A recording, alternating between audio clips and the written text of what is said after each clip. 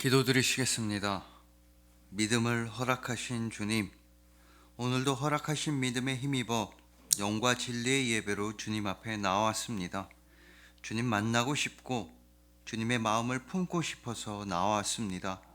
우리를 품어주시니 감사합니다. 오직 믿음으로 승리하겠습니다. 우리 믿음의 주여 또 온전하게 하시는 우리 주님 예수 그리스도의 이름으로 기도합니다. 아멘. 오늘은 나는 믿었도다 라는 말씀으로 주님의 은혜를 함께 나누도록 하시겠습니다. 여러분은 혹시 집에 있는 책을 전부 다 읽으신 분 있으십니까? 나는 우리 집에 있는 책 다 읽었다, 한 글자도 빼놓지 않고 다 읽었다, 이런 분은 아마 거의 없으실 겁니다. 저도 그렇습니다. 집에 있는 책 다 읽지 못했습니다. 그래서 예전에 이런 시도 있었습니다. 책의 등이라고 하는 시가 있었습니다. 이 책이란 건 등만 보는 거다, 등장만 보는 거다. 책의 앞부분 배 쪽을 열어서 내용을 읽는 게 아니라 책은 그냥 꽂아놓고 등만 보는 거다, 인테리어다, 관상용이다, 이런 재밌는 시가 있었습니다. 그래도 이렇게 책을 사놓기만 하고 구입하기만 하고 다 읽지 않는 건 참으로 안타까운 일입니다. 그래서 이런 사태를 미연에 방지하기 위해서 최근에 아르헨티나의 한 출판사에서는 매우 특별한 책을 제작했다고 합니다. 이름하여 기다려주지 않는 책입니다. 이 책은 시간이 점점 지나면 책 안에 있는 글씨들이 사라진다고 합니다. 특수 제작한 잉크를 써서 햇빛과 공기에 책의 페이지들이 노출되면 글씨들이 점점 사라진다고 합니다. 그래서 이 책은 제작되자마자 완전 밀봉이 되어서 공기와 햇빛과 접촉되지 않도록 완전 밀봉이 되어서 판다고 합니다.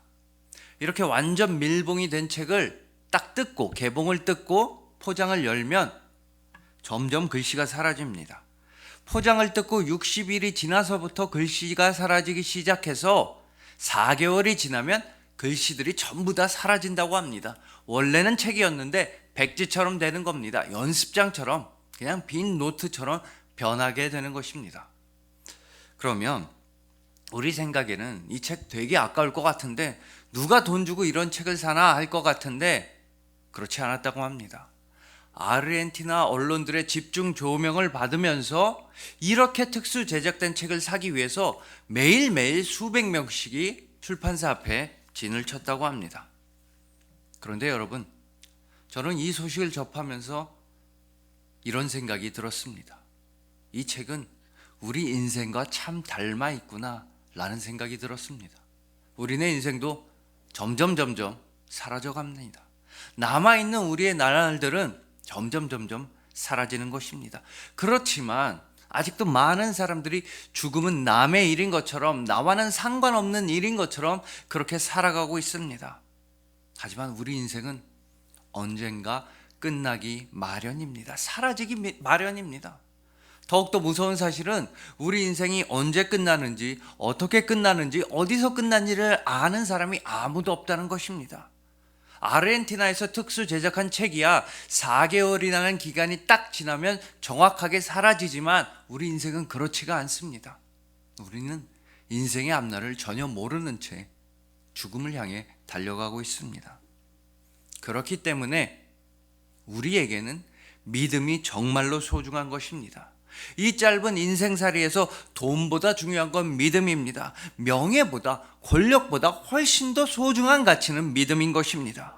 돈이나 명예가 우리 인생을 가치 있게 만들어주지 않습니다. 이 짧은 인생을 가치 있고 아름답게 만들어주는 것은 오직 믿음인 것입니다. 자, 여러분, 오늘 본문 10절을 한번 보십시오. 내가 크게 고통을 당하였다고 말할 때에도 나는 믿었도다. 고통 중에도 나는 믿었도다. 여러분, 우리는 고통 중에도 주님을 믿어야 합니다. 기쁨 중에도 주님을 믿어야 합니다. 슬픔 가운데서도 믿어야 하며 평안 가운데서도 주님만 믿어야 하는 것입니다. 우리는 그럼에도 불구하고 믿어야 하며, 그래서 믿어야 하며, 그렇지만 믿어야 하며, 하지만 믿어야 하며, 그래서 믿어야 하며, 어찌됐건 믿어야 하며, 최종적으로 끝까지 영원히 주님을 믿어야만 하는 것입니다. 믿음만이 우리의 모든 것이며 믿음만이 우리 자신인 것입니다. 우리는 믿음의 사람들, 그리스도인들입니다. 그래서 오늘 본문 말씀을 통해서 깊고도 순전한 믿음을 지켜나가는 우리 모두가 되기를 간절히 소망해 봅니다. 고통 중에도 나는 믿었도다. 기쁨 중에도 나는 믿었도다. 영원히 나는 믿었도다. 이렇게 아름답게 선포하실 여러분들을 주님의 이름으로 축복합니다.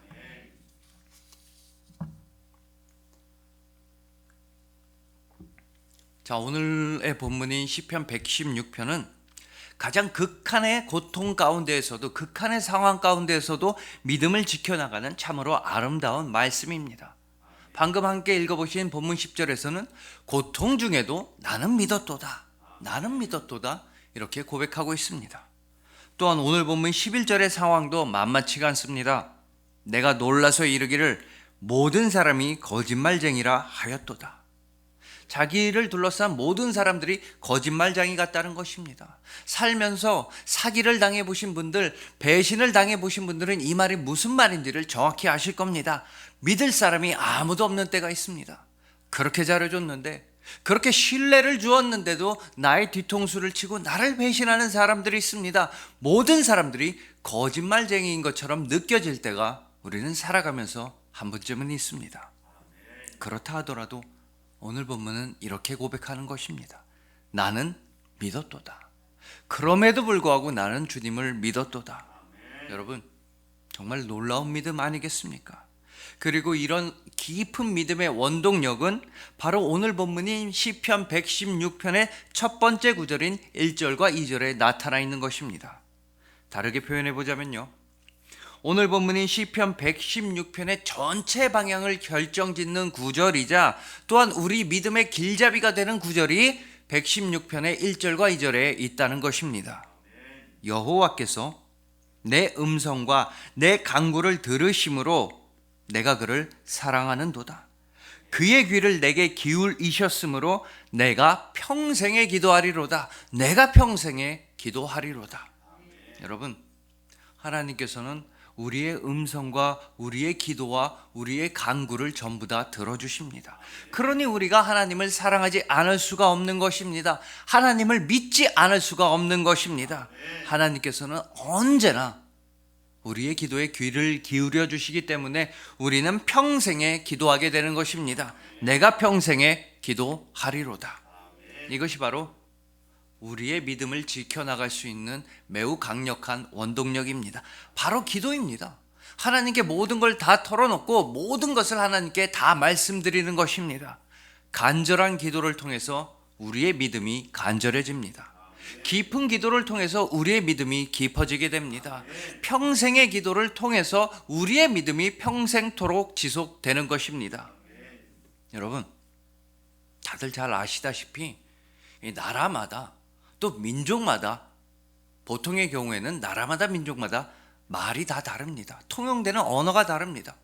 우리나라 말이랑 일본 말이 다르고, 일본 말이랑 중국 말이 다르고, 중국 말이랑 미국 말이 다 다릅니다. 서로 말이 안 통합니다. 근데 재밌는 건 우리나라 안에서도 말이 안 통할 때가 있다는 것입니다. 사투리가 있고 방언이 있습니다. 물론 아예 말이 안 통한다 이것까지는 아니지만, 또 전라도 말이랑 경상도 말이 다르고, 경상도 말이랑 충청도 말이 다르고, 충청도 말이랑 강원도 말이 다릅니다. 단어들이 다르고 특히 이 어조가 다릅니다. 그래서 단번에 이해하지 못할 때도 있습니다. 하지만 똑같은 동네, 똑같은 지역이라 할지라도 말이 다를 때가 있습니다. 바로 나이에 따라서, 세대에 따라서 언어가 잘 안 통할 때가 있는 것입니다. 아주 연세가 지긋하신 분들과 중학생들이 대화를 하면 말이 잘 안 통합니다. 서로 단어도 다르고 쓰는 말이 다릅니다. 저도 요새 젊은이들이 쓰는 말, 새로 만든 신조어, 특히나 줄임말 무슨 말인지 잘 모를 때가 훨씬 더 많습니다. 자, 여러분, 이렇게 나라마다 언어가 다르고 민족마다 말이 다르고 동네마다도 말이 안 통하고 나이에 따라서, 세대에 따라서도 말이 잘 안 통하는데, 그렇다면 여러분, 하나님 나라의 언어는 과연 무엇이겠습니까? 영원한 하늘나라에서 통하는 말, 우리 아버지의 나라에서 통용되는 언어는 과연 무엇이겠습니까? 바로 기도입니다. 오직 기도입니다. 다른 말로 하자면 우리의 진정한 모국어는 기도라는 것입니다. 기도가 우리의 진짜 모국어입니다. 여러분들의 본향, 원래 고향, 영원한 고향은 어디입니까? 하늘나라입니다. 여러분들이 앞으로 영원히 살아가게 될 그 아름답고도 평안하고도 행복한 나라, 그 나라는 어디입니까? 하늘나라입니다. 그렇기 때문에 하늘나라에서 통용되는 언어, 하늘나라에서 통하는 말인 기도가 우리의 진정한 모국어인 것입니다. 왜냐하면 우리가 기도를 할 때 하나님 아버지께서는 우리의 기도를 전부 다 들어주시기 때문입니다. 또한 우리의 기도 가운데 하나님 아버지께서는 우리한테 말씀하여 주시기 때문인 것입니다. 하나님 아버지와 우리가 친밀한 대화가 되는 것이 기도입니다. 아버지와 우리가 인격적인 대화, 아름다운 대화, 복음의 대화를 나눌 수 있는 언어가 바로 기도인 것입니다. 기도만이 우리의 언어이며, 기도만이 우리의 모국어이며, 기도만이 우리의 삶입니다. 우리는 기도하는 사람들, 그리스도인인 것입니다. 여러분, 예수님은 정말로 열심히 기도하셨습니다. 사복음서를 한번 보십시오. 예수님은 끊임없이 기도를 하셨습니다.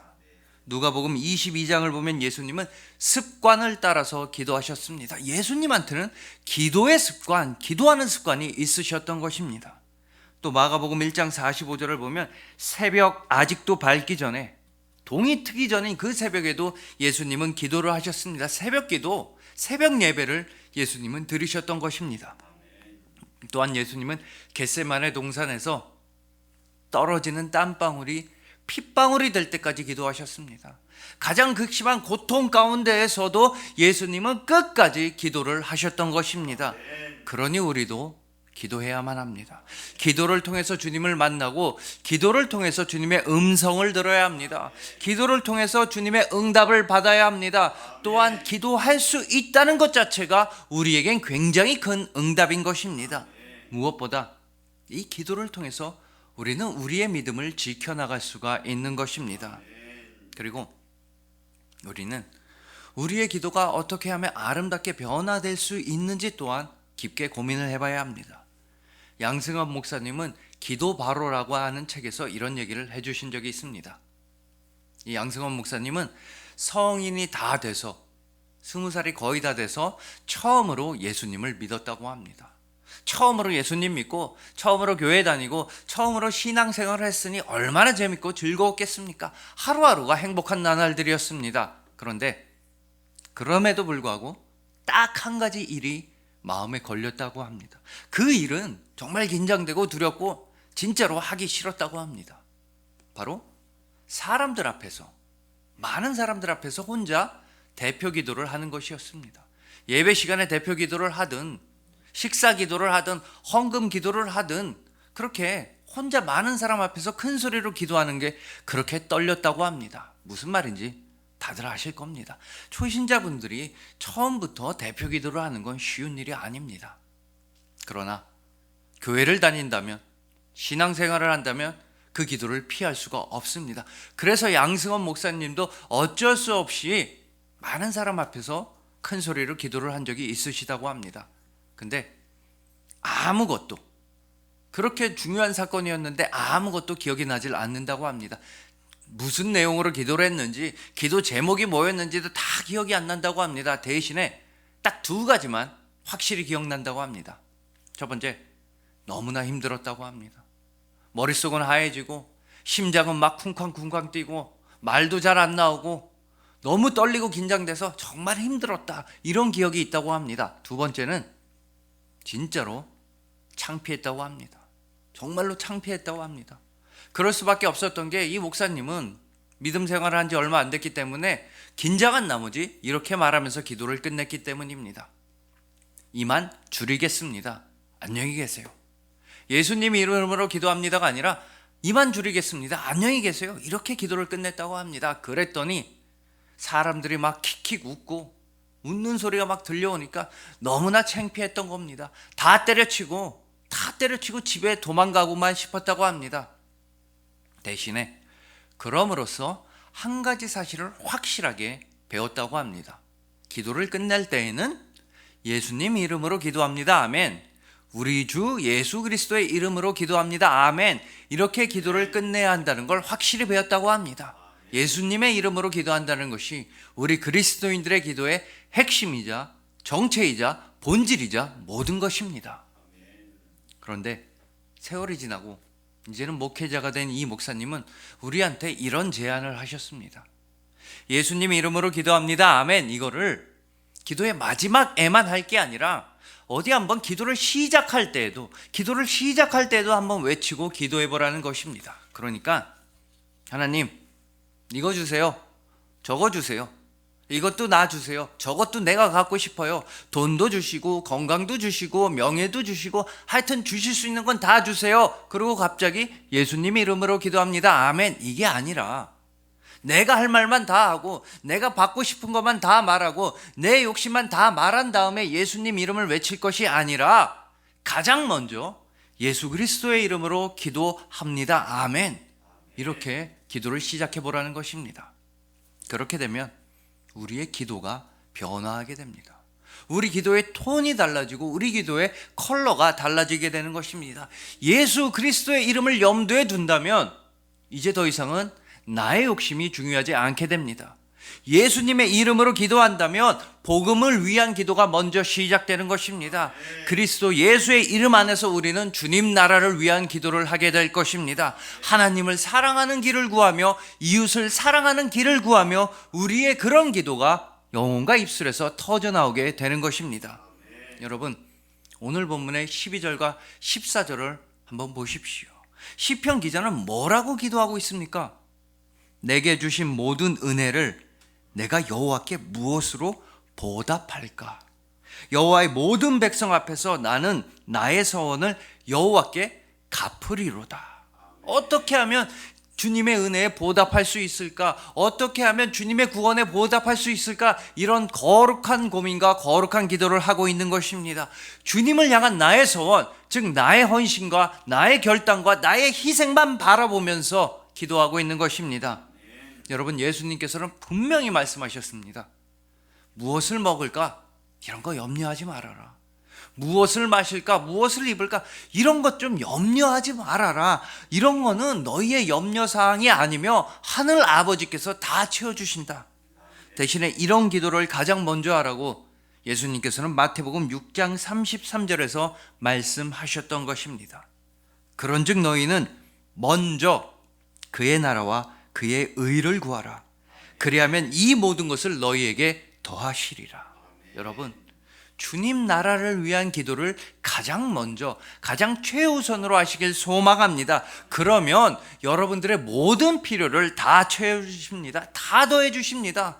더 이상 쌓아둘 곳이 없도록 누르고 흔들어 넘치도록 하여 채워주시고 더 이상 쟁여놓을 곳이 없도록 모든 것을 풍성하게 여러분한테 채워주실 것입니다. 주님 나라를 위한 기도를 통해 믿음을 굳건하게 지켜나가는 우리 모두가 되기를 간절히 소망합니다. 오직 예수 그리스도의 이름, 그 생명의 이름, 그 은혜의 이름 안에서만 기도하는 우리가 되기를 간절히 소망합니다. 주님의 은혜에 감사하면서 참되고 아름다운 기도로서, 주님 나라를 위한 기도로서 나는 믿었도다 고백하시는 여러분들을 주님의 이름으로 축복합니다. 자, 오늘 본문인 시편 116편을 나중에 한번 읽어보시면 아시겠지만 정말 엄청난 반전이 있는 내용입니다. 마치 우리가 예수 그리스도 안에서 새로운 피조물이 된 것처럼 이전 것들은 다 지나가고 새 것이 된 것과 같은 그런 놀라운 반전이 있는 말씀입니다. 시편 116편의 1절부터 11절까지는, 그러니까 중간까지는 본인이 겪었던 고통에 대해서, 안 좋은 일에 대해서 말하고 있습니다. 우리 삶에서 안 좋은 일이 벌어졌을 때처럼 자신이 겪었던 아픔을 고백하고 있는 것입니다. 그러다가 딱 12절부터는 엄청난 반전이 시작됩니다. 분위기가 완전히 바뀌는 것입니다. 12절부터 마지막 절인 19절까지는 온통 찬양입니다. 온통 기쁨입니다. 주님께서 허락하신 은혜로만 가득한 것입니다. 자, 정확한 예로서 오늘 본문의 11절과 12절을 한번 순서대로 보시겠습니다. 11절입니다. 내가 놀라서 이르기를 모든 사람이 거짓말쟁이라 하였도다. 이 11절까지만 해도 시편 기자는 모든 사람들한테 배신감을 느꼈습니다. 모든 사람들이 다 사기꾼 같다, 나를 속이려는 거짓말쟁이 같다, 이렇게 느꼈던 것입니다. 그런데 갑자기 12절에선 이런 변화가 찾아오는 것입니다. 내게 주신 모든 은혜를 내가 여호와께 무엇으로 보답할까? 이제 12절부터는 주님의 은혜를 감사하며 찬양하는 것입니다. 오늘 보면 13절과 14절도 비슷한 내용이며, 이런 감사와 찬양은 시편 160편의 마지막 절인 19절까지 쭉 지속되는 것입니다. 그렇다면 여러분, 이러한 급격한 반전, 급격한 전환은 과연 어떻게 가능한 것이겠습니까? 바로 믿음입니다. 오직 믿음만이 우리의 삶을 변화시키며 우리의 고백을 변화시키며 우리 인생을 완전히 달라지게 하는 것입니다. 그러나 안타깝게도 지금 이 세상은 방향을 잘못 잡고 있는 것 같습니다. 믿음과는 반대 방향으로 달려가고 있습니다. 어둠으로, 죽음으로, 그늘로 향하고 있는 것 같습니다. 지금부터 잠시 동안은 한 강연에서 들었던 이야기를 전해드리도록 하겠습니다. 여러분, 우리는 다 돈을 좋아합니다. 돈 싫어하는 사람 못 봤습니다. 돈이 많으면 많을수록 우리는 많으면 많을수록 행복할 거라고 생각합니다. 돈이 아주 많으면 아주 행복하겠다. 돈이 아주 많으면 아주 행복할 것이다. 이렇게 생각합니다.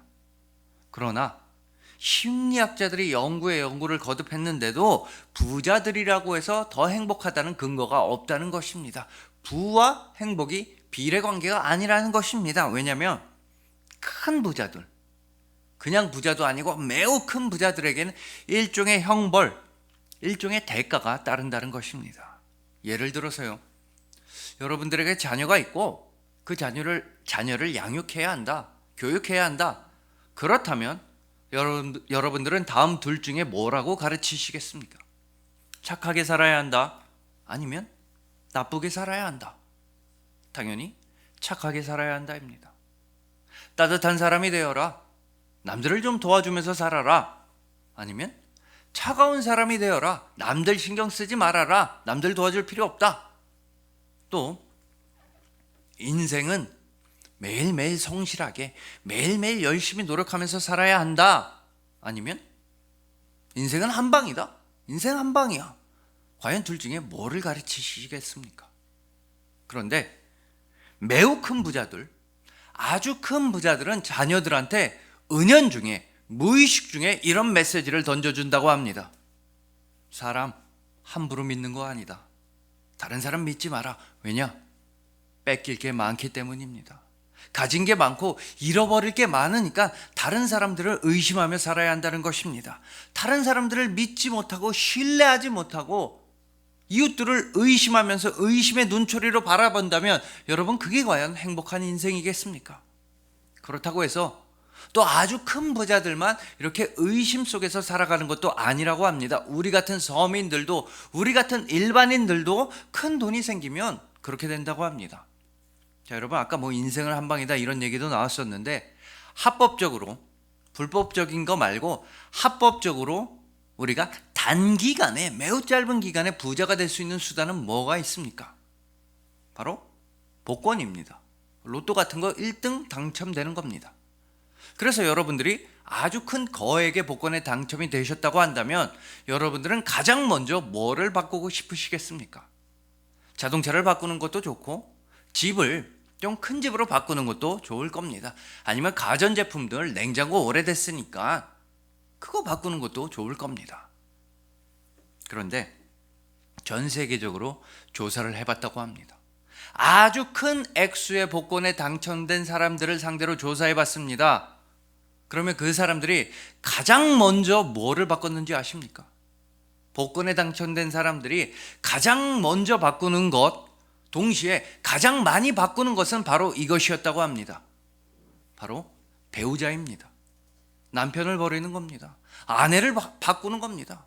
배우자 다음으로는 그 다음으로 가까운 가족이나 친척들을 버렸다고 합니다. 그 다음에는 친구들을 버립니다. 친구들을 갈아타는 겁니다. 여러분, 우리 인생이나 우리 사회가 이런 방향으로 나아가서는 절대로 안 될 것입니다. 돈을 따라서, 욕망을 따라서 의심에 휘둘리면서 우리는 살아가서는 절대 안 되는 것입니다. 우리는 오직 주님을 향한 믿음으로, 오직 믿음 하나만으로 살아가야 하는 것입니다. 왜냐하면 이 믿음은 우리의 생명과 직결되는 문제이기 때문입니다. 믿음은 가장 중요하고 가장 기본적인 문제와 직결되는 것이 바로 믿음입니다. 예수님께서는 마가복음 8장 36절에서 말씀하셨습니다. 사람이 만일 온 천하를 얻고도 자기 목숨을 잃으면 무엇이 유익하리요? 아무리 큰 돈도 우리의 생명을 구할 수가 없습니다. 아무리 큰 권력도, 아무리 큰 명예도 절대로 우리를 살리지 못하는 것입니다. 이 세상 그 무엇도 온 천하라고 할지라도 우리의 생명을 구원으로 연결시킬 수가 없습니다. 오직 예수 그리스도만이 우리에게 생명과 구원을 주시는 분이십니다. 예수님께서는 오직 믿음으로 살아가시는 여러분들한테 요한복음 10장 10절에서 말씀하여 주셨습니다. 예수님께서 이 땅에 오신 그 이유를 분명히 말씀해 주셨습니다. 내가 온 것은 양으로 생명을 얻게 하고 더 풍성히 얻게 하려는 것이라. 예수님께서 여러분들한테 생명을 주셨습니다. 더욱더 풍성한 생명, 더욱더 큰 은혜를 주시기 위해 예수님은 이 땅에 오셨습니다. 그렇다고 해서 예수님은 여러분들한테 더욱더 큰 돈을 가져오라고 말씀하시는 분은 절대로 아니십니다. 많은 돈을 가져와야지만 생명을 얻을 수 있다고 말씀해 주시는 분이 아니십니다. 예수님께서 여러분들한테 바라시는 건 그저 믿음 하나뿐입니다. 오직 믿음 하나뿐입니다. 예수님께서는 여러분들의 믿음을 가장 귀하게 여기시고 여러분들의 믿음을 가장 기쁘게 받아주십니다. 우리가 주님께 올려드릴 건 오직 믿음 하나뿐인 것입니다. 그러니 부디 믿음을 붙잡으시길 소망합니다. 다시 한번 오늘 본문의 10절입니다. 내가 크게 고통을 당하였다고 말할 때에도 나는 믿었도다. 나는 믿었도다. 끝까지 나는 믿었도다. 영원히 나는 믿었도다. 나는 오로지 믿음이다. 이렇게 세상 앞에 선포하시길 소망합니다. 오직 믿음으로써 예수님께서 베풀어 주시는 생명을 얻으시고 더 풍성히 얻으시는 여러분들을 주님의 이름으로 축복합니다. 자, 이제 마지막으로 잠시만 우리의 오직 믿음이, 그 믿음이 어떻게 하면 더욱더 아름답게 빛날 수 있는지에 대해서 말씀드리도록 하겠습니다. 바로 오늘 본문의 9절입니다. 내가 생명이 있는 땅에서 여호와 앞에 행하리로다. 여호와 앞에 행하리로다. 여기서 여호와 앞에서 행한다, 이 단어는 성경 히브리어 원문에서는 걷는다 라는 뜻이라고 합니다. 그래서 영어 성경인 KJV나 NIV 성경에서는 오늘 본문 구절을 walk, 즉 내가 하나님 앞에서 걸으리로다, 이렇게 본문 구절을 번역하기도 하는 것입니다. 오늘 본문 구절에 등장하는 이 걷는다는 히브리어 단어는 창세기 3장 8절에서 하나님께서 에덴 동산에서 거니셨다라고 할 때도 사용되었습니다. 또 창세기 5장 22절과 24절에서 에녹이, 믿음의 사람 에녹이 하나님과 동행했다, 하나님과 함께 했다라고 할 때도 사용되었습니다. 그리고 창세기 6장 9절에서 하나님께 은혜를 입었으며 하나님 앞에서 의인이었던 노아가 하나님과 함께 동행했다라고 할 때도 사용된 것입니다. 그러니까 이 믿음이라는 건 하나님과 함께 걸어가며 하나님과 동행한다는 뜻입니다. 하나님께서 걸어가시는 방향으로 걸어가며 하나님께서 원하시는 길로만 나아가는 것이 믿음이라는 뜻입니다. 그래서 하나님의 아들이신 예수님도 참 많이 걸어 다니셨습니다. 예루살렘에 입성하실 때, 그때 어린 나귀를 타셨을 때 정도를 제외하면 예수님은 늘상 걸어 다니셨던 것입니다. 물 위를 걸으셨으며 십자가를 지고서 그 고난의 길을 걸어가셨습니다. 또 대표적으로 요한복음 4장에서 우물가의 사마리아 여인을 만나기 위해서도 예수님은 참 많이 걸어가셨던 것입니다. 요한복음 4장 6절을 보면 예수께서 길 가시다가 피곤하여 우물 곁에 그대로 앉으시니, 즉 예수님은 피곤해서 주저앉으실 정도로, 그 정도로 많이 걸으셨던 것입니다. 여러분, 예수님은 도대체 왜 이렇게 많이 걸으셨던 것입니까? 바로 안타까운 이 영혼을 도우시기 위함이었습니다. 그 사마리아 여인에게 위로를 주시고 평안을 주시기 위함이었습니다. 무엇보다 그 여인에게 생명의 복음을 전해주시기 위해서 예수님은 걸으셨던 것입니다. 또한 이 여인을 통해서 사마리아 지역에도 복음이 전파되기 위함이었습니다. 당시에 유대인들이 멸시하고 천시하던 그 사마리아 땅에까지 예수님은 복음과 생명을 전하시려고 걸으셨던 것입니다. 즉 예수님은 하나님 아버지의 뜻을 따라서 걸으셨으며, 하나님 나라를 위해서 걸으셨으며, 피곤해서 주저앉으실 정도까지 예수님은 계속 걸으셨던 것입니다. 그러니까 오직 사랑으로 예수님은 걸으셨던 것입니다. 그러니 우리도 예수님과 함께 걸어야 합니다. 예수님의 방향으로 걸어야 합니다. 예수님의 시선을 따라서 걸어야 합니다. 예수님의 마음을 품고서 걸어야만 하는 것입니다. 이것이 바로 우리 그리스도인들의 믿음의 행보인 것입니다. 오늘 우리가 함께 부른 이 찬송가 430장의 가사를 한번 떠올려 보십시오. 이 세상에서 가장 즐거운 일이 뭐라고 찬양하고 노래하고 있습니까? 주와 같이 길 가는 것 즐거운 일 아닌가? 우리 주님 걸어가신 발자취를 밟겠네. 한 걸음 한 걸음 주 예수와 함께 날마다 우리 걸어가리. 우리는 걷겠네. 여러분, 예수 그리스도와 함께 걸어가시길 소망합니다. 걷는 믿음을 품으시길 소망합니다. 즉 행하는 믿음, 행동하는 믿음, 실천하는 믿음을 증명하시길 소망합니다. 그것도 사랑을 실천하는 믿음을 증명하시길 간절히 소망합니다. 예수님의 손을 잡고 예수님과 함께 걸어가는 것만이 이 세상에서 가장 즐겁고 가장 행복한 발걸음입니다. 한 걸음 한 걸음 날마다 우리 걸어가리. 우리 주님 예수 그리스도와 함께 걸어가는 것만이 우리 그리스도인들의 믿음의 소명인 것입니다. 그리하여 주님 나라를 위한 기도로서 믿음을 굳게 지켜나가시는 여러분들, 오직 믿음으로 영원한 생명을 풍성히 얻으시는 여러분들, 예수 그리스도의 손을 잡고 예수 그리스도와 함께 걸어가시는 여러분들을 진심으로 사랑하고 축복합니다. 기도 드리시겠습니다. 믿음을 허락하신 주님, 오늘도 믿음으로 행보하게 하시고 믿음으로 살아가게 하시고 오직 믿음으로 주님 앞에 서게 하시니 감사합니다. 기도를 통해서 언제나 주님과 대화하고 소통하겠습니다. 기도를 우리의 모국어로서 허락하여 주시니 감사합니다. 오직 믿음으로 주님과 함께 걸어가겠습니다. 주님의 손을 잡고 주님의 시선을 따라서 주님의 마음을 품고 걸어가겠습니다. 사랑을 실천하는 믿음으로써 예수 그리스도의 발자취를 따르겠습니다.